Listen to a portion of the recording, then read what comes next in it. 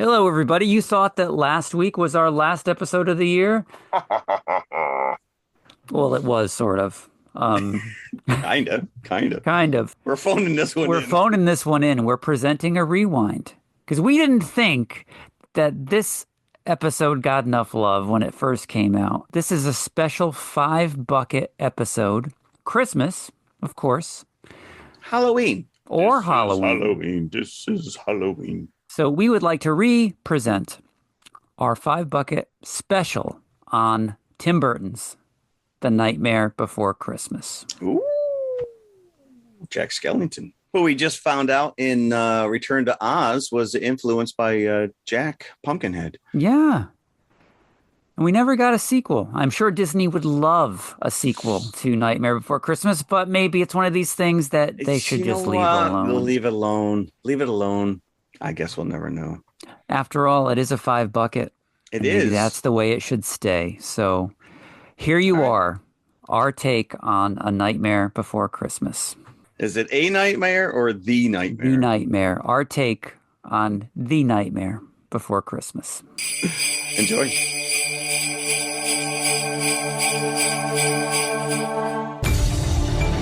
The moment our fellow geeks, dweebs, nerds, and other unfortunates have been fervently waiting for has finally arrived.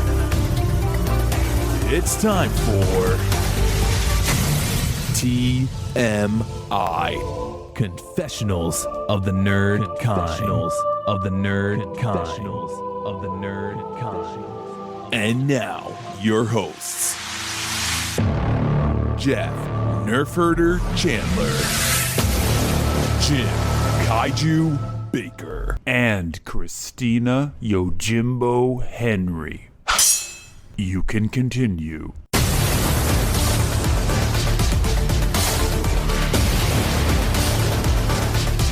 And now, let's get on with the show.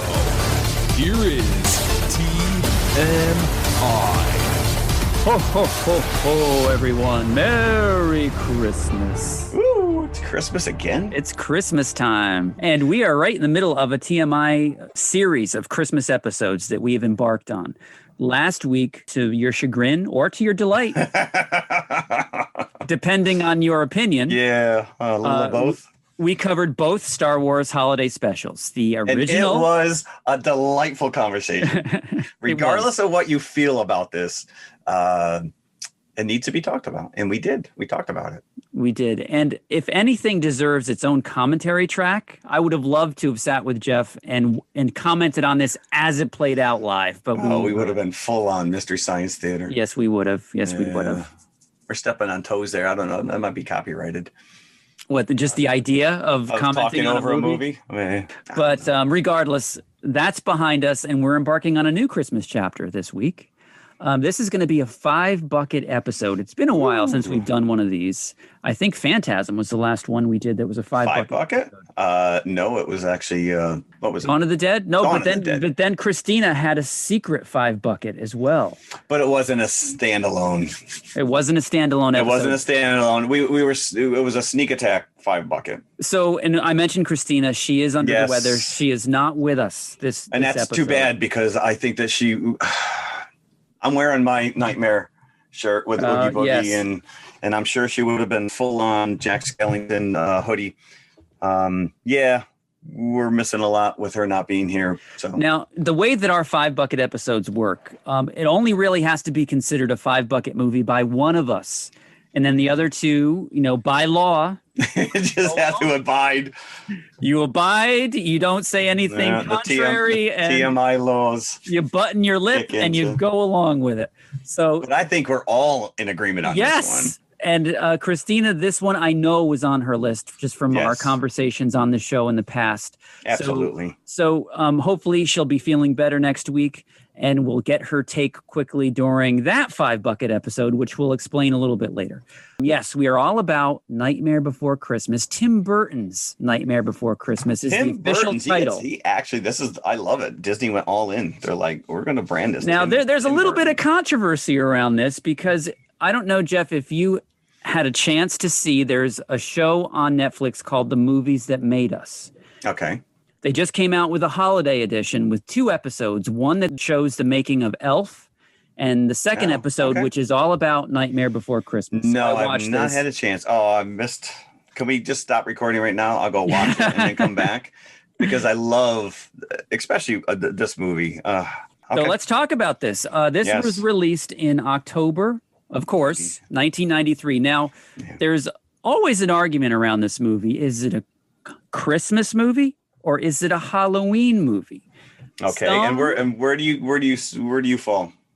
I tend to watch this more on Halloween, and I watch it so much during Halloween that I'm kind of played out with it for Christmas. Because you know what it does? It whets your appetite for Christmas. Yes, it does. Halloween, it is a Halloween movie. It is centered around Halloween Town, Jack Skellington, and he's hijacking Christmas. So I agree with you. It is more of a Halloween movie. The main thrust of the plot is, as you say, Halloween Town trying to take over Christmas. Yeah. And if you've never seen this movie, then stop listening to us and go watch it, because there's a reason that this is a $5 movie. And it's well beyond just the technical aspects and the songs. This movie is so well put together. And I do remember I saw this in the theater when it was released, probably October 1993, with a girlfriend at the time, and we took her 2 younger brothers. And I think I immediately fell in love with it more so than anyone else I was with. My relationship with this movie has lasted longer than that relationship, by the way. Were you an Oingo Boingo fan in the 80s? Or did you? Huge. Okay. Huge Oingo Boingo fan. I am still a huge Oingo Boingo fan. And because of Danny Elfman's trajectory and going into movies, I am unabashedly in love with Danny Elfman. I think that he can do no wrong. We won't bring up the Planet of the Apes, which I've gone on record that was a misstep by everyone involved. I just think the man's a genius. I truly do. It's such a unique voice, such a unique take. And when you realize that this guy had no classical training whatsoever, None whatsoever. He was like gobsmacked when he was first asked to provide music for Pee-wee's Big Adventure. I'm going to go into this special on Netflix quite a bit because they have a lot of information. Yeah. One of the interviewees is Danny Elfman. Okay. And he does go back and he talks about his relationship with Tim Burton being an Oingo Boingo fan himself. Right. Yep. And they reached out to him for Pee-wee, as you said. Yep. Said, how would you like to do the score? And he said, I've never done a score ever. Yeah. I'm like, how can I do this? And he's like, I trust you. Yeah. He was about to turn it down, but at the same time, he was becoming disenchanted with being the lead singer of Oingo Boingo and going through that whole rock and roll which is sad to hear. Yeah. You know? So I think it was time in his life for a change anyway, and he just jumped. And he just went for it, and we're all the better for it. He is just one of the most prolific and absolutely, and humble. He really is kind of like, listen, I just stumbled onto this, like, oh gosh, it's just, and it's not just that he's prolific. Everything that he does is so indelible and iconic. Unique. All these iconic. Things are iconic. Yeah. This maybe being the most of all, that's arguable, but this may be his masterpiece. This right. I mean, obviously, Batman theme, there's other stuff. The Simpsons theme. The Simpsons. I mean, there's stuff that you probably don't even realize that he touched or is a part of. But yeah, you're right. I think this is probably his greatest legacy. Every song in this is spot on perfect. So you saw this in the theater. Yep. You were in love with it immediately. Absolutely.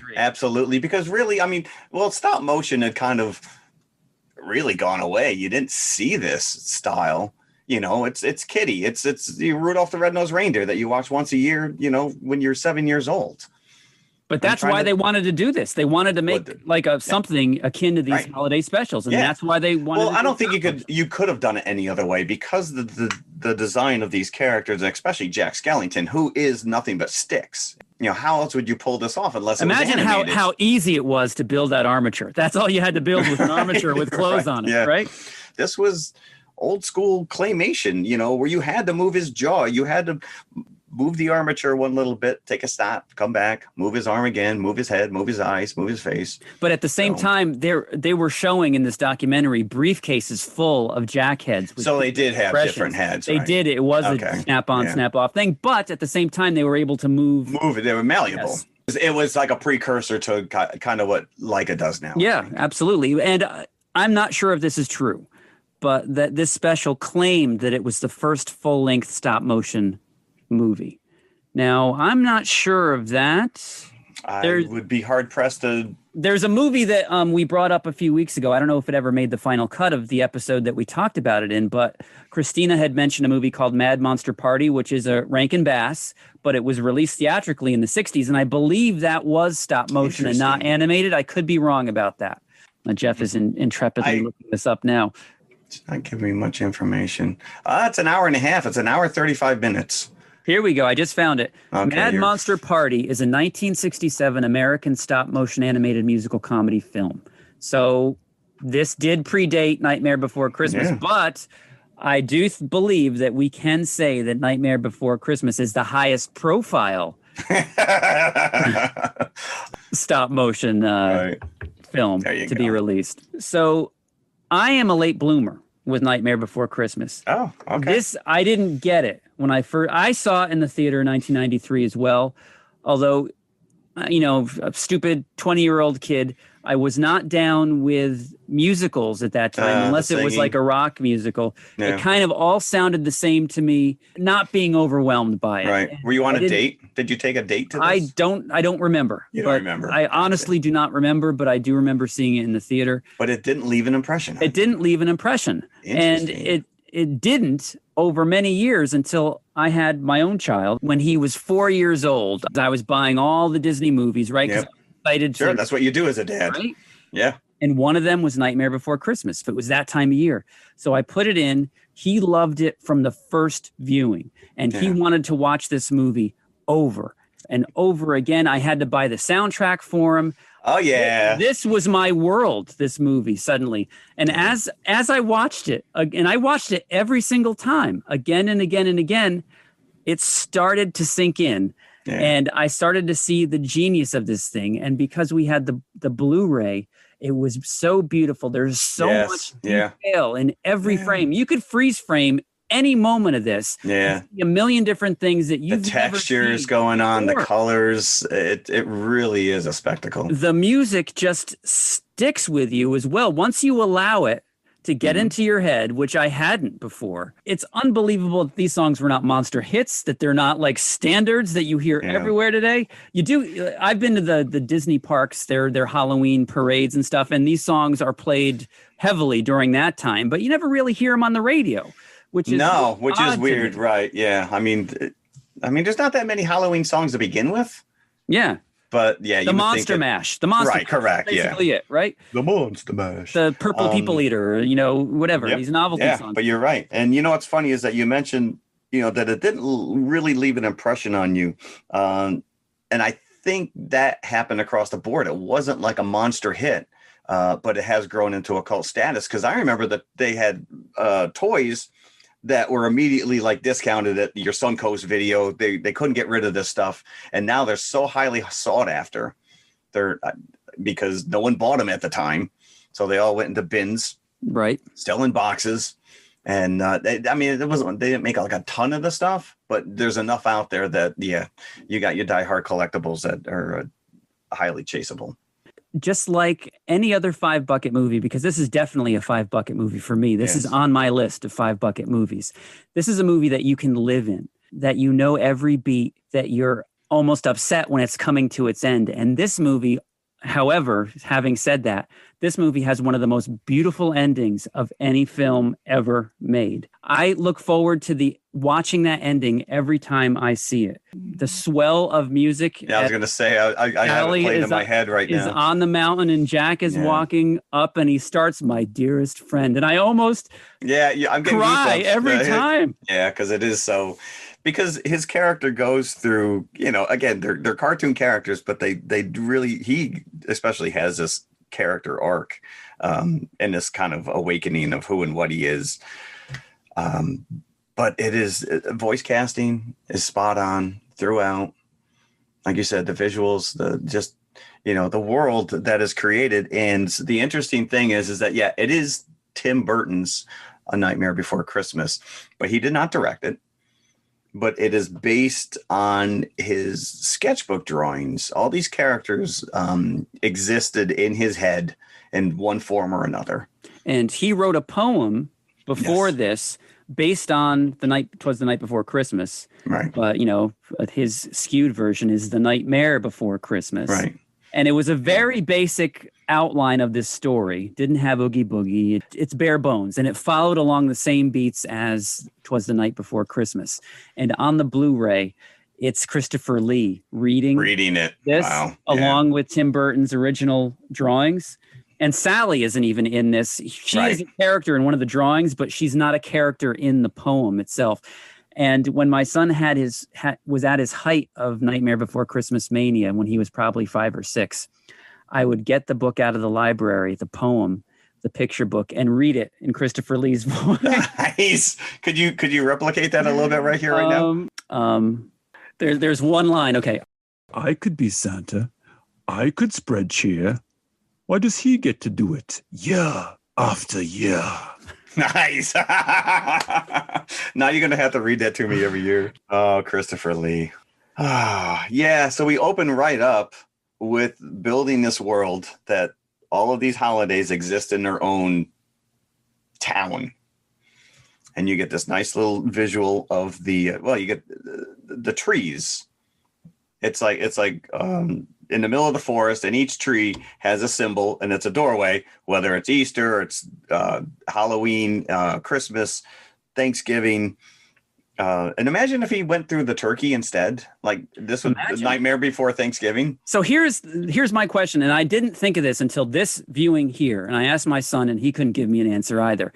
The film opens with this circle of trees, right? But Jack hasn't discovered it yet. He discovers it a little bit later in the movie. Right. We're introduced to it as the audience, and you get the voiceover explaining this whole idea of these holidays existing. You see the Halloween door open, and then you see Jack as the Pumpkin King, as a scarecrow, and he points the way for you to continue into the movie, which is one of my favorite scenes as well. Yeah. But later on, when Jack finds this circle himself, he's kind of disenchanted. Danny Elfman was saying that he felt like Jack at that time in his life. Yeah, no, this is very autobiographical. Yeah. When you think about it, because of what you had just said before, that he was really kind of disenfranchised with it was at the height of his game with Oingo Boingo. And yet he does feel unfulfilled. So just like the Pumpkin King, you rock it. Everybody in the town is just lauding him. Another successful Halloween. Let's go, Jack. Let's get together. The mayor, who's one of my favorite characters. Yes. Oh, Jack. I'm an elected official. I can't make decisions on myself. Right. And he says, Jack, and he falls down the stairs. Yes. Yeah. But so Jack goes into the woods and he comes upon this circle. So he is in Halloween Town. There's a Halloween door Town there, door, right? Yeah, it is kind of like there's a conundrum there, right? Right. So, just walk. So where would he go if he opened? He'd be back in town, right? Maybe it's like a portal. Yeah. Yeah. So maybe these woods exist in every single one of these holidays. Yeah. Maybe it's like a nexus. Yeah. We're thinking too much into this. We open with "This Is Halloween." There's a 2-disc CD out there, which we have a couple different covered versions of these songs. But what's funny is if you listen to that one and listen to the original, I think the original rocks a little bit harder than Marilyn Manson's version. Yeah. I love different takes on stuff like this. It's true, but this is just so driving. Dun, dun, dun, dun, dun, dun, dun. Yeah.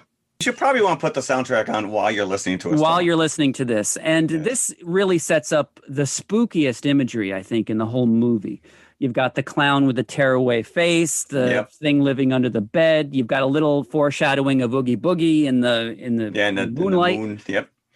Yeah, we meet Sally. We meet I am the Who. Professor. When you say who's there, and then you see Sally combing her hair during that line, and the wind that goes through her hair. It's just everything is perfect about this. Yes. And, we're talking about the detail in a lot of the frames. In any frame when you're in Halloween Town, if you look at the ground, everything is grooved.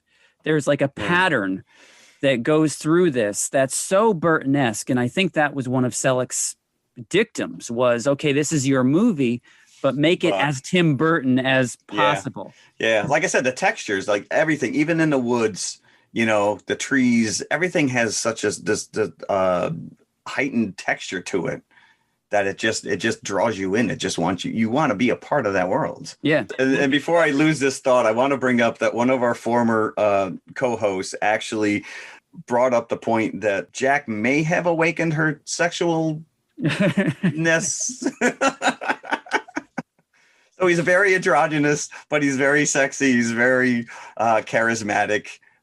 So yeah, maybe, I don't know. I'm sure that there's other people who had crushes on him. So I always had a crush on Zero myself, but we're introduced to Jack. He's just come off another successful Halloween. But now the characters do point out in the opening song, This Is Halloween, that they're not mean. They don't want the kids to think that they're out killing everybody on every Halloween. Correct. They're in for a good scare. It's all good-natured fun. Even though the vampires do say most blood drawn, this guy, you know, whose blood are they draining? Yeah. I think the vampires are one of the scariest.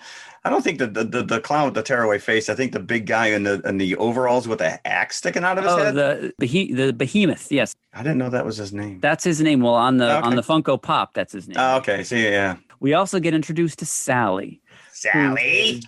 Who is probably my favorite character in the movie. Yes. Sally. Right on my desk here, I've got a little there Sally. She is.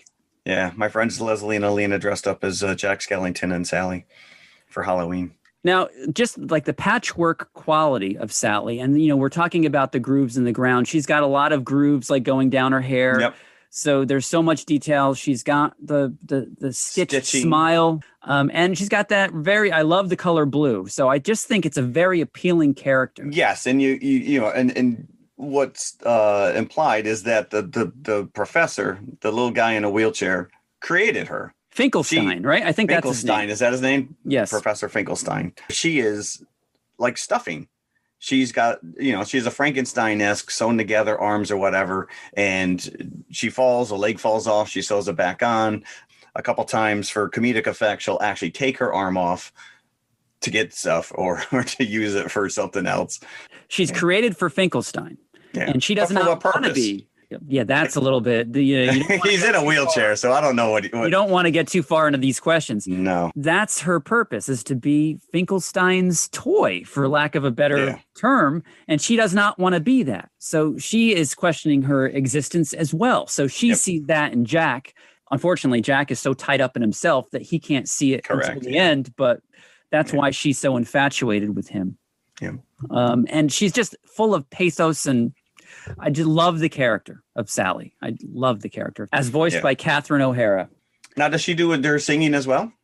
Yes. Well, she only has the one song, right? The one song, Sally's song, but she does sing her. And that's the one thing, you know, we talk about. So Danny Elfman does all of Jack's singing, but his voice acting is Chris Sarandon.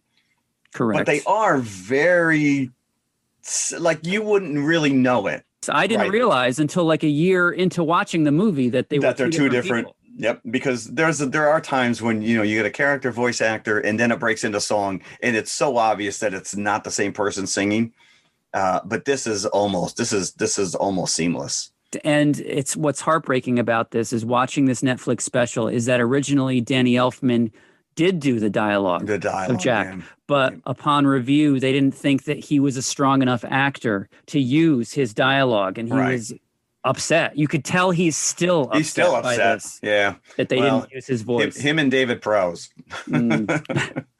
So Jack finds the circle of trees, opens the one that looks like a Christmas tree, and it sucks him in. So suddenly he is in Christmas Town.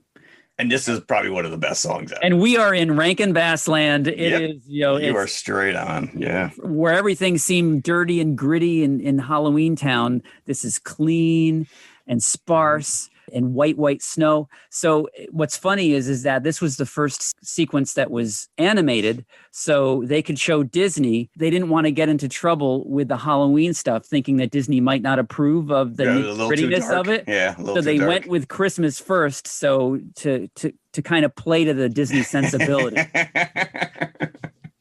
Well played, boys. So Jack is fascinated, and we get another great song. What's this? What's this? What's this? There's magic everywhere. What's this? So yeah, we are basically dumped into a Rankin Bass special during this sequence. Sandy Claus.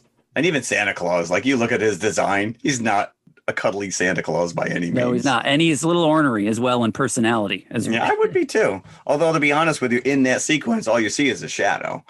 Correct. So once again, if you're gonna run that by the Disney execs, you're like, oh no, look at this nice fun movie we're making.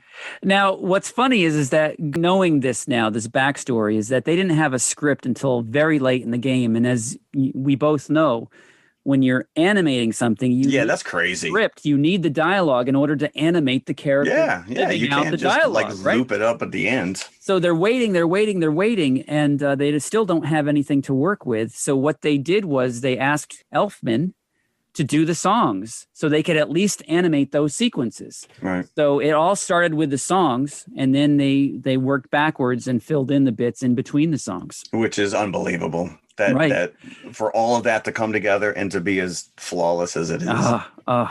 So yeah, after the What's This sequence, Jack comes back and he's stolen a cart from Christmas Town and he's got some presents and he's so excited because this is the new thing. This is what he's been looking for. He wants to throw Halloween out and he wants to do Christmas. Something new. He wants to do Christmas.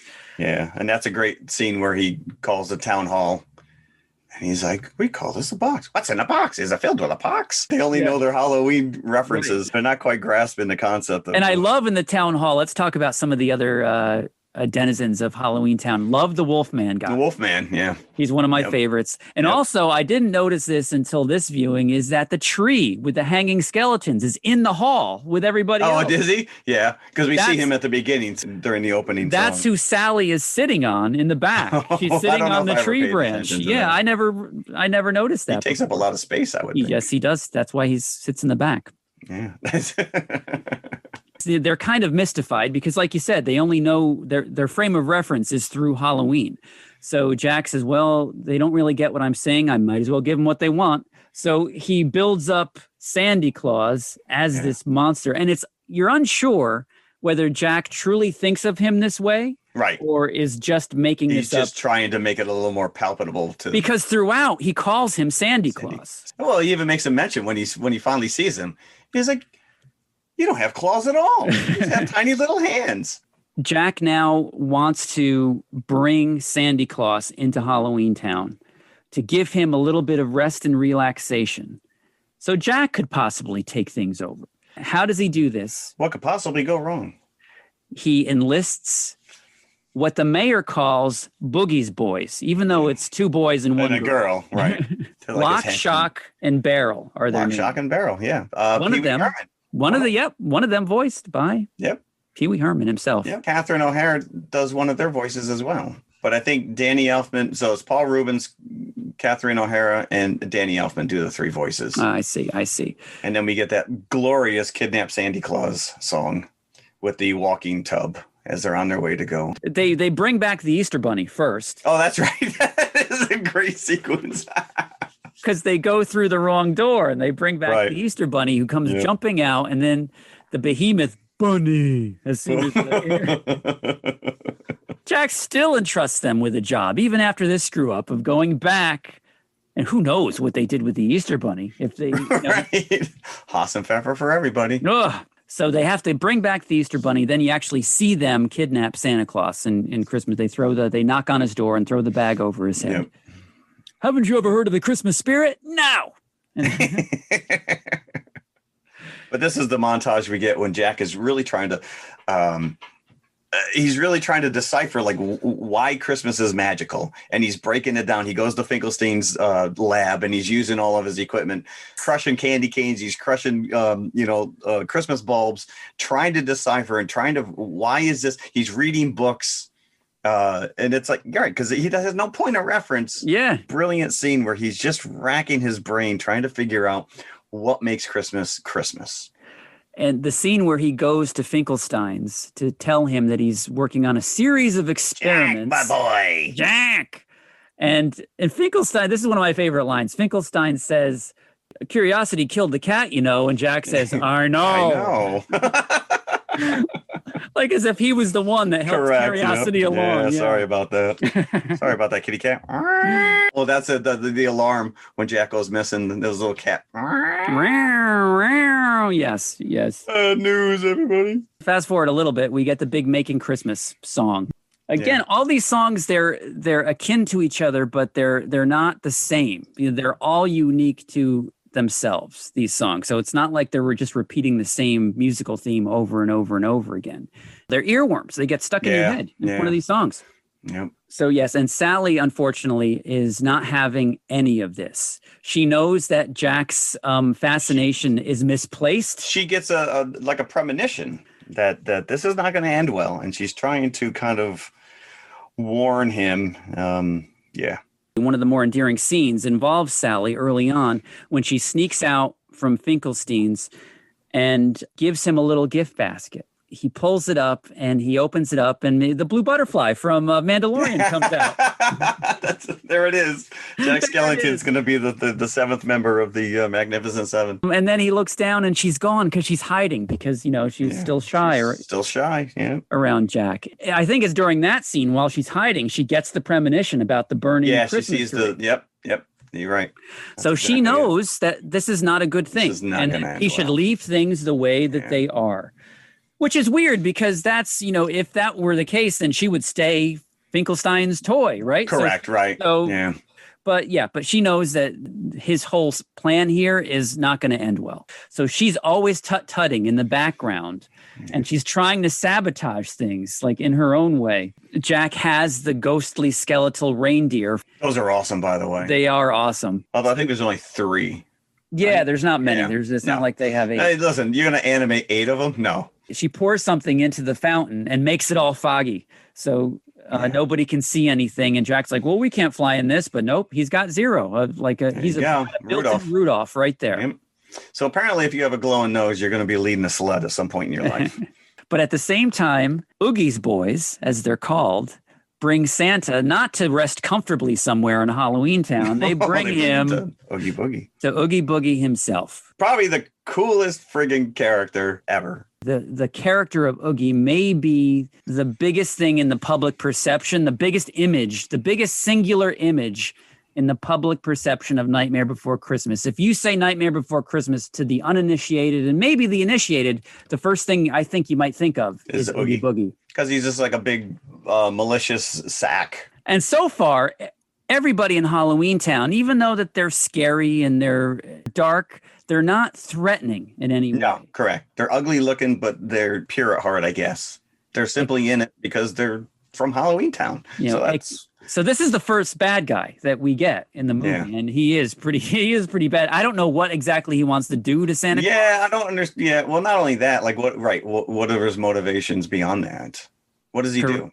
Does he just sit around lamenting the fact that he's not running Halloween Town? Perhaps, yes, because it seems that he and Jack have run in several times before, that they have had their disagreements. Correct. And, and to a lesser extent, the 3 kids are not very great either. Right. So you got to question Jack forever putting any responsibility in their hands. While Santa is brought to Oogie Boogie and he's about to do nefarious things, Sally, as a last-ditch effort, tries to go free Santa, and that doesn't end well either. Yeah.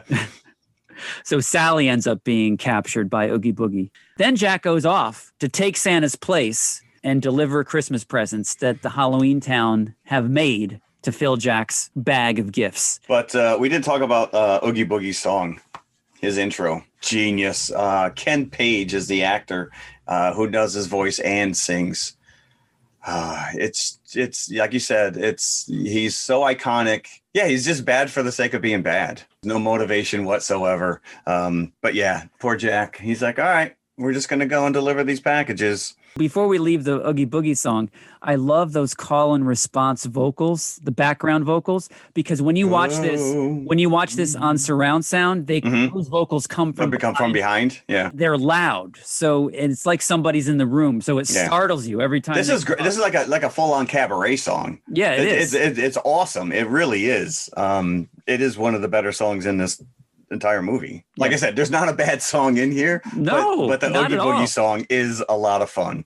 So Jack goes on his Christmas Eve run as Santa Claus, And this is one of the great things because he's giving the gifts that the Halloween town has made, which aren't really the greatest gifts. No, severed head. What'd you get, honey? And he pulls out a shrunken head. He pulls out a shrunken head. Now, this is funny because this is the one scene in this movie that my son was scared of when he was a little kid. He would leave the room before this scene happened, then come back after it was done. The shrunken head. Just the shrunken head. Nothing else affected I think the giant snake would have gotten me. You know what's funny is I have a customer on my route who actually has the wreath that comes to life. He's got the wreath and it's got the little eyes and the things. And I'm like, I want to steal that thing. That's cool. It must be like from a Disney store or something. Then we get the little vampire teddy bear. Oh, yes. And a duck. And they're getting phone calls. What's that? Your Christmas gift has come to life. It's like from the police station. So, but if you look closely, and I'm sure you've seen this, the pajamas of those two kids that get the vampire teddy bear and the duck have Mickey Mouse and Donald Duck on the pajamas. Yeah, nice little product placement in there. And there's your hidden Mickey right there. There you go. Is on the pajamas. The police eventually have to shoot Jack down. Yeah, this is actually very disturbing. They're like unloading artillery weapons at this guy. You got the Klieg lights going. They're celebrating us. They love us. No, they're trying to kill you. Jack gets a direct hit from one of these missiles, and they're trying to hit us. You get it now. And ends up in a graveyard. Yeah, he's in the arms of the angel. His jaw's been dislodged. And it is a very nice image where he is in the arms of the angel. And the tattered Santa Claus suit almost looks like rivulets of blood coming off. Yeah. And then during this song, he realizes that, yes, he is the Pumpkin King, that this was a mistake. That is a nice realization. Yeah. You know what? Screw it. I messed up. Stay true to who and what I am. Yeah. Stick to your lane, Jack. And then he realizes at the end of the song that he's got to make things right. Sandy Claus. And apparently any graveyard has direct access to Halloween Town because he opens up one of the doors. Right. And boom, he's there. He's there. And right to Oogie Boogie's house. And this is a great confrontation. This is so much fun. Because Oogie Boogie's got all these fun little toys going on. And he's about to drop them into like molten lava. He's got them tied up on this platform, and he's pulling this lever back. And just a few more pulls, and they're going to slide right off. And he's playing with them, right? He's rolling the dice, and whatever comes up on the dice, that's how many pulls he's going to do. He comes up with snake eyes. Snake eyes. Snake eyes. And he hits the thing because he knows that two more is not going to do it. Right? He doesn't just. Right. No, he was definitely told. Yeah. Was this his last throw? He said, okay, with this throw, I'm going to end it. Snake eyes. Damn it. But nope. Jack saves the day. It's Jack that's standing there. It's a nice reveal, too. It is. Because you get the camera shot from the back of the platform, so you just assume that they dropped. Yeah. So then we get the final confrontation, which is and I've brought this movie up before, I think when we talked about Tenet, but this final confrontation, and talk about Christopher Lee, is very similar to the showdown between James Bond and Scaramanga in the at the end. Gun. Yeah. Because Christopher Lee has like a fun house that looks very much like what Oogie Boogie has. Like he's got these mannequins that come out dressed like cowboys with guns that fire. Shooting guns, and the platforms rotating around, and this is where Jack takes on these very spider-like proportions as he's stepping over this stuff, and his knees are going higher than his torso. It's so well done. And I love the fact that Oogie Boogie calls him Bone Man. What he doesn't realize is that one of his threads has gotten caught.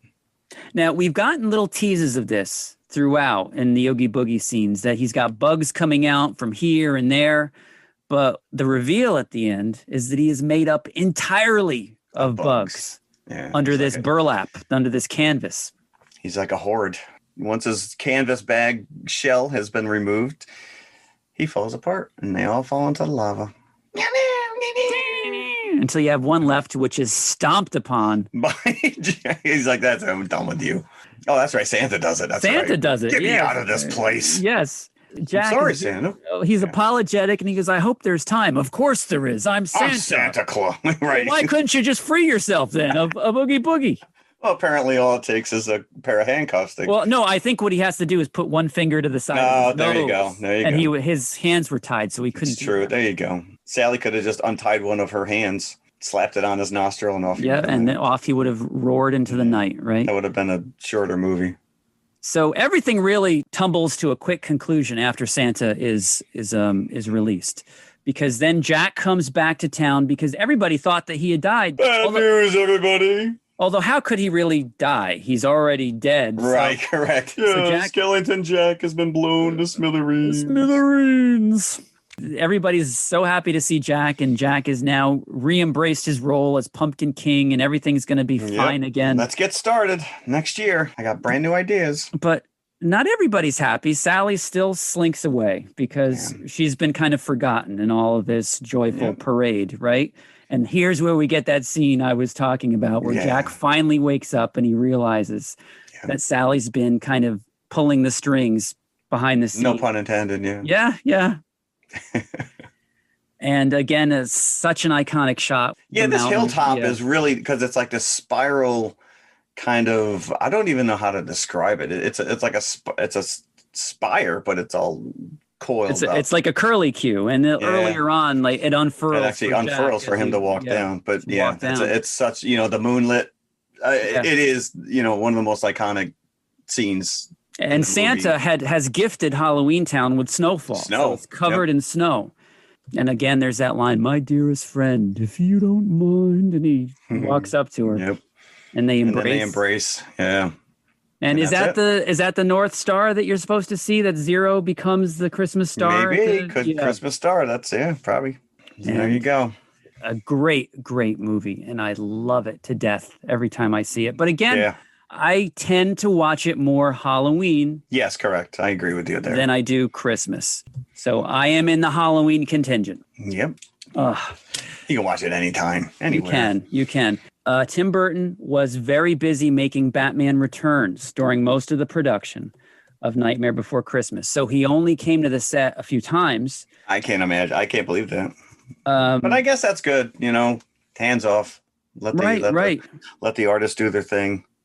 And what's funny is that by all accounts, the people that they interview say that when he did show up to set, he had a group of people. I don't want to say entourage because that might paint him in a different way than I'd like to, but they called them the Burtonettes, the people that came with Tim Burton and kind of followed him around. That's funny. I think Disney had pushed for a slightly changed ending because I don't think that they thought that the Oogie Boogie storyline resolved itself in a great way. So they wanted Oogie Boogie, once his thread got caught and he was revealed, they wanted it to be Finkelstein in the Oogie Boogie. Oh, really? Canvas. So they had storyboarded that. Selleck had storyboards showing this new ending. And he showed it to Burton. He's like, this is the ending that we're going to pursue. Right. Burton, he put his foot through the wall. And he's like, no. He's like, wow. After he left, what the cast did was they cut out the section of the wall with it was the hole in it, right, and framed it, and that stayed on set. Obviously, it went back to the original ending of Oogie Boogie. Just they were trying to tie it all together with Finkelstein, and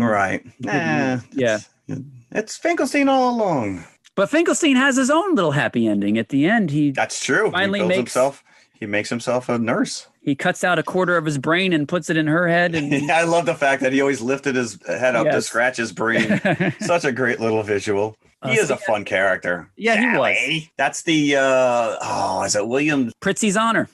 I always go back to One Crazy Summer. He was the cranky old Christmas Vacation. Yes, correct. Yeah. Mm-hmm. Uncle somebody. He sets the Christmas tree on fire in Christmas Vacation. True. Yes, Tim Burton was busy making Batman Returns, so Henry Selick had the dictum to make this as close to the original drawings and Tim Burton's spirit as possible, even though he was the director. And the movie from the get-go was not originally titled Tim Burton's The Nightmare Before Christmas. That was added on by Disney later. And you can tell, Burton is not interviewed for this special, but Selick is. And you could tell that he was taken aback and still is.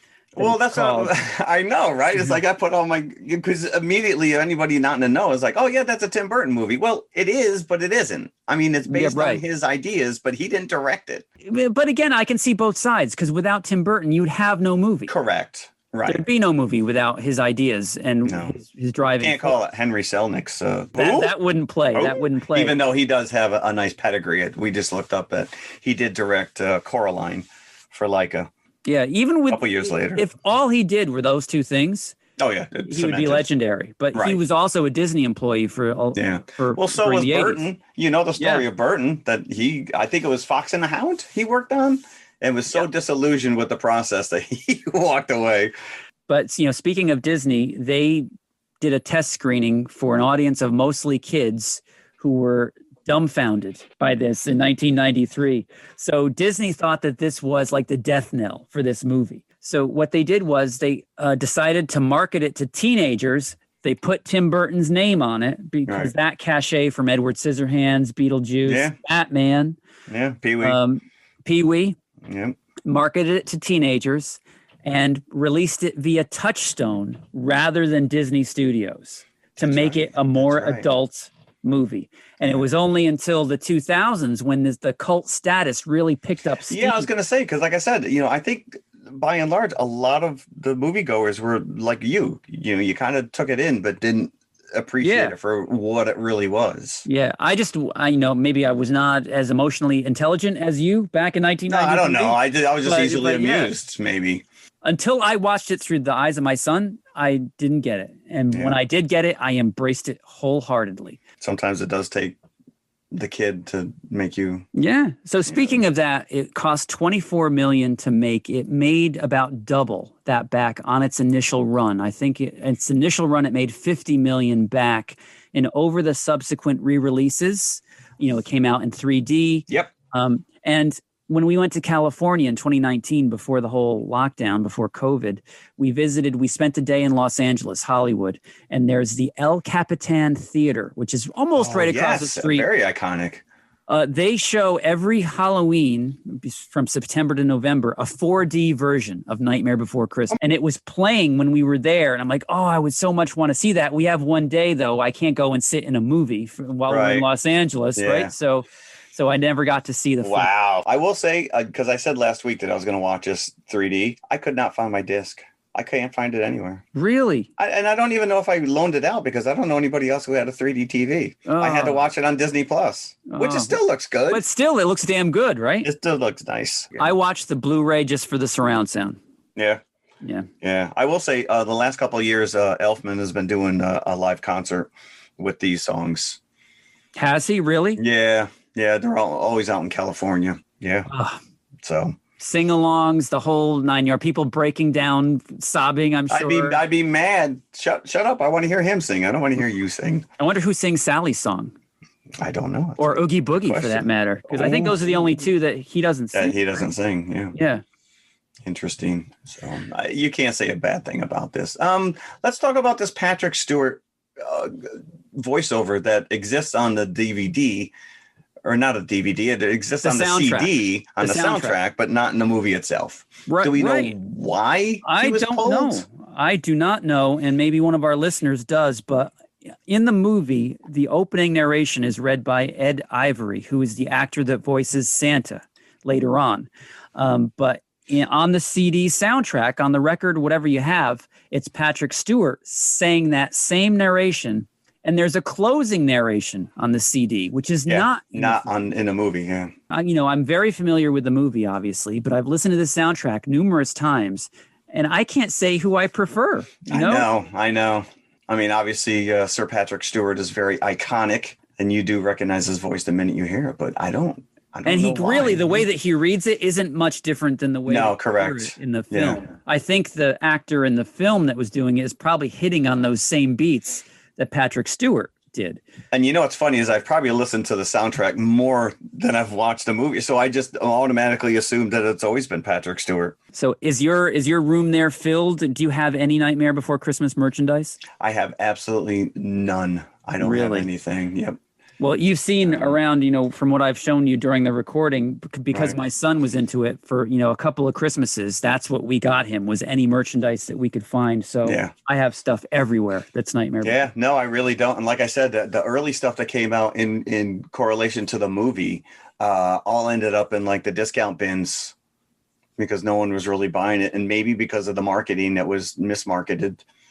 That was stuff that you would find like I said, Suncoast or Coconut, video stores. And now they're like highly sought after. But now, of course, in today's market, you've got places like Diamond Select and Funko, putting out tons of stuff. The last time we went to New York Comic Con in 2018, of course, I had my checkbook with me because I was very prepared to buy quite a bit. But we came across the Diamond Select table. It wasn't a table. It was a whole setup. And they had like a 13, 14-inch Jack in a coffin, fully articulated. Oh, wow. They wanted $50 or $60 for it, and my son just had it in his hands and was looking at me like, okay, I'll do it. This is a once in a lifetime thing. I'm gonna do it. And so that's probably our cornerstone of Nightmare Before Christmas merchandise is that articulated Jack. He can't leave it in the package. It's out and it's displayed somewhere. Very cool. Yeah, you can't leave it in the package. Sorry. Mm-hmm. I do see a lot of the Christmas inflatables. I see Jack and Sally all over the place now. And my neighbor down the street actually has the Spire mountaintop. Really? Which is like sparkly on the inside. And then you've got the character on top. Right. So, oh my gosh, I've got to talk about this. When I just mentioned that we went to Los Angeles in fall of 2019, we also, of course, went to Disneyland while we were there. And every fall at Disneyland, they overlay the Haunted Mansion to a Nightmare Before Christmas theme. They only do it in California. Huh. So the entire ride is overlaid with the characters from Nightmare Before Christmas. So at one point when your Doom buggy is going backwards, there in the regular Haunted Mansion, there's a recurring raven that shows up. They switched that out with the vampire teddy bear. Oh. And during the one scene where the skeletal hand is trying to get out of its coffin, they have the giant Christmas wreath, and it's almost like an octopus. It's wrapping all the way down the hallway, and it's such a great visual. The floating candelabra is now replaced by a floating zero at the end of the hallway. Oh, cool. And at the very end, the groundskeeper that you see shivering with his oil lamp, with his emaciated dog, is now Jack in his Santa suit with Zero right next to him. And Sally is also in that final graveyard scene. And she's the little figure that you normally see at the end saying, hurry back, hurry back. They changed that and it's now Sally. We went on that. I can't even count the amount of times that we went on that while we were at Disneyland last year. Very cool. But for some reason, they don't do that in Florida. That is weird. To California and I think Tokyo Disneyland. So there you have it. There it is. Nightmare Before Christmas. Let us officially induct Nightmare Before Christmas into the 5 bucket list. There you go. Love that fan. And unfortunately, we did not get Christina's intake. But yes, I know this is a favorite of hers as well. So when we talk next week, let's talk about this now. Next week, we're going to come back with some more Christmas spirit. We are inducting another Christmas movie into the 5 bucket list. And this is going to be The Muppets Christmas Carol. Nice. Hopefully, fingers crossed, Christina will be here with us next week to talk Muppets Christmas Carol. And when she is, we're going to get her, short take on Nightmare Before Christmas.